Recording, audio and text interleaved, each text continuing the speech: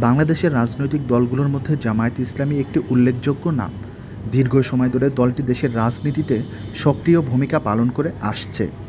তবে বাস্তবে ভোটের রাজনীতিতে তারা বরাবরই উপেক্ষিত। প্রশ্ন হচ্ছে, কেন এমনটা হয়? রাজনৈতিক বিশ্লেষকদের মতে, জামায়াত সাধারণ মানুষের জন্য কাজ করলেও তারা নির্বাচনে টাকা বা ঘুষ ব্যবহার করে না। ভোট কেনা বেচার যে সংস্কৃতি, তার বাইরে থাকার কারণেই দলটি বারবার নির্বাচনী মাঠে পিছিয়ে পড়ে।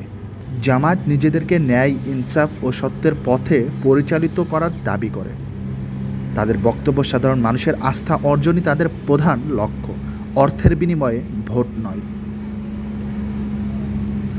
তবে সাম্প্রতিক সময়ে অনেকেই মনে করছেন, পরিবর্তনের রাজনীতিতে জামায়াত নতুনভাবে গ্রহণযোগ্য হতে পারে। আগামী জাতীয় নির্বাচনে তাদের ভূমিকা কী হবে সেটাই এখন দেখার বিষয়। রাজনৈতিক মাঠে নতুন সমীকরণ তৈরি হলে জামায়াত বড় শক্তি হিসেবে সামনে আসার সম্ভাবনাও উড়িয়ে দেওয়া যায় না।